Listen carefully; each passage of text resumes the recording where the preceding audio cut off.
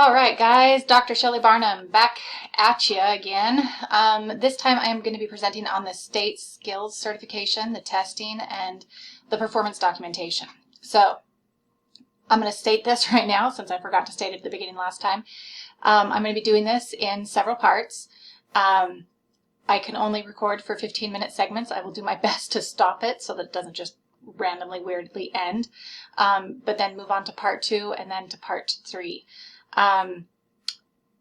As we go through this, if you think of questions that you have as we go through this, where I'm just presenting and it's not a lecture where you can ask questions, please write them down because you will have questions. And more than likely, if you have the questions, somebody else has the same questions. So write down questions that you have so that when we meet again a little bit later this afternoon, you'll actually be able to ask those questions and get the feedback. And if I don't know the answer, one of the other amazing ladies that we are working with here will have the answer. I'm hoping that I actually get some clarification on how things are going to be progressing as we enter a new school year with all of the challenges that we are going to be facing. So as we go through this, again, if you have questions, please make sure you're writing them down, and hopefully I'm going to clarify a few things for you. So, skills testing. If you are teaching a 9th through a 12th grade class, there's essentially a comprehensive final that you are going to give your students at the end of the semester. This comprehensive final is going to cover everything that you have taught your students throughout the course of the semester. There are 2 parts to this skills certification.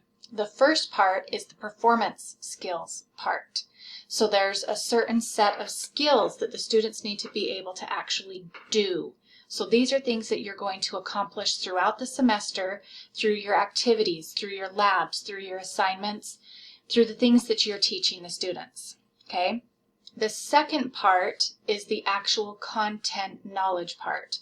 This is the test that students are going to have to pass at the end of the semester. So they need to do all of the performance stuff first, and then they take the test.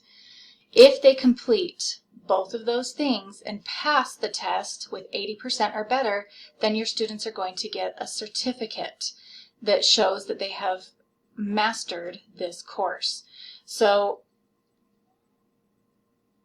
with that kind of in mind, this is something that you want to kind of be preparing your students for from the get-go. I tell my students about this as we go through the disclosure statement at the very start of the semester. As we get closer to testing time, about a month before testing time, I start giving the same spiel at the start of every class period. Coming up on this date, we're going to be taking our skills certification. You need to be in class when we take this skills certification. You need to make sure that you have all your performance objectives completed by the time we take this skills certification. Also, you might want to be checking to make sure that you've got those things done. How do I know if I've got those things done? Well, you check your grades. If you've been doing the assignments we've been doing in class, you're good, okay? So I talk about this with the students, so it's not a surprise. They're not scared of it by the time that it comes. They're ready for it, okay? So jumping into this a little bit, what does this look like? The skills, if I can get my slide to progress here. Here we go. Okay, the purpose of this skills certification program. You can see the bulleted list here. First of all, it's going to help us meet our Perkins requirements, okay? It's a kind of an accountability form that the state can provide saying, look, we are actually teaching students these amazing, great things. It's going to help promote college and career readiness. It's going to help promote your courses, really. It gives students a chance to get recognition and credentials and certifications and just recognition in the courses that they're taking. It's going to help promote your classes because your students' friends are going to see that they're getting these cool recognitions. They're going to want them too. In addition to that, it helps us improve CTE as a holistic program. It helps us make our curriculum better and stronger so that it's more applicable to our students as they continue through these programs. Family Consumer Science, we rock it. We really do. We have had some great results over the last couple of years. Here you can see kind of some of the state scores as an average. This is all of CTE. Now these results are coming from the 2016-2017 school year.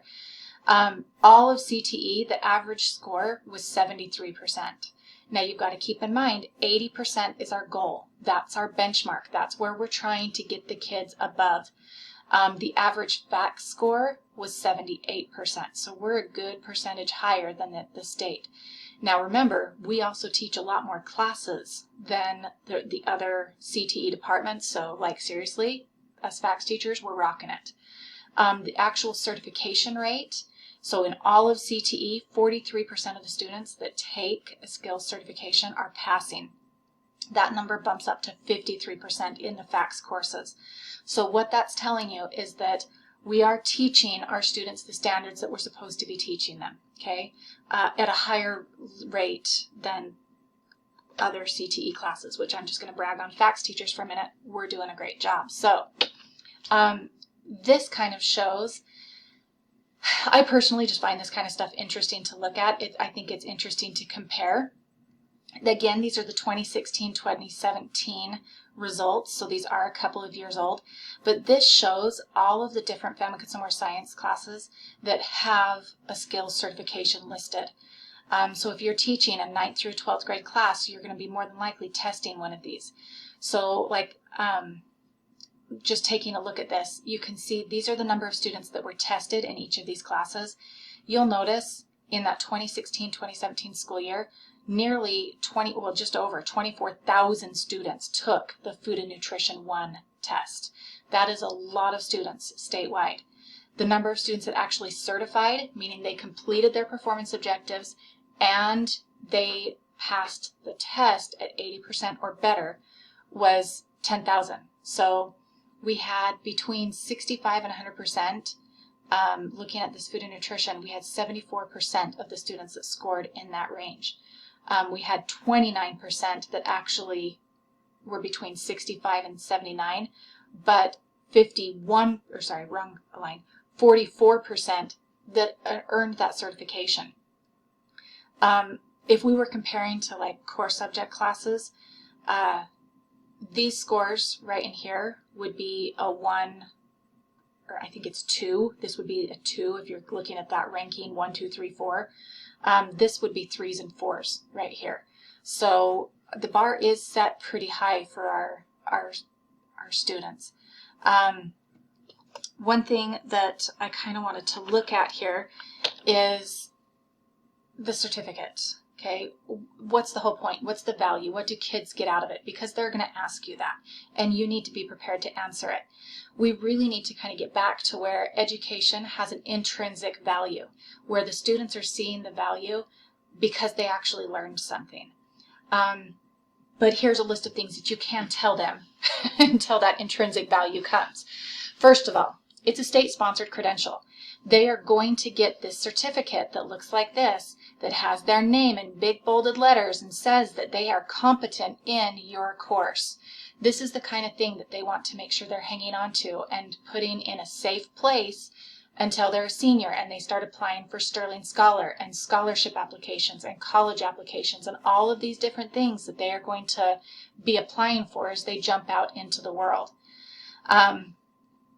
It quantifies their education and their experience. It's showing I actually have a certification. I have something that says I have this certain skill set. It's great for those resumes and college applications. It promotes our classes. It promotes those pathways.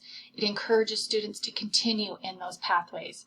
And it gives them a list of things that they know they are proficient in. You can do this, this, this, this, and this. In fact, one of the new features of the testing that they've only had going for the last year or two is when students submit their test, they can actually put in their email address and their results will be emailed to them. So they'll get their results. They'll see how they did on each different strand of that skills certification. It's pretty impressive to see how they did. This is the back side of their certificate, so it does kind of show how many points were possible, what the student's score was, how they did. They passed it. This is obviously not this is a sample that was provided to me by USBE to use in presentations. So it shows each of the strands right here and how well they did. So this also gives students the chance to see maybe what wasn't their strongest area, what maybe they might need to research a little bit more so that they can become a little bit more confident in that particular aspect. So looking at the accountability of CTE. So now that you've got a basic background as to what the skills certification program is, what can the Utah State, and this really should be USBE now, I should really update my website here, my PowerPoint. What can USBE do to help you help your students be more successful? Okay. First thing that you need to know about these tests, they're teacher written. Our state representative, or our CTE over Family Consumer Science Director, Lola, pulls in a panel of teachers who are strong in that content area, who are strong in and have a good background in that curriculum development and so forth.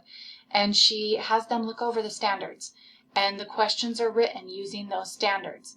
So you want to make sure you're using the standards to teach, and I'm going to come back to that again in a few minutes.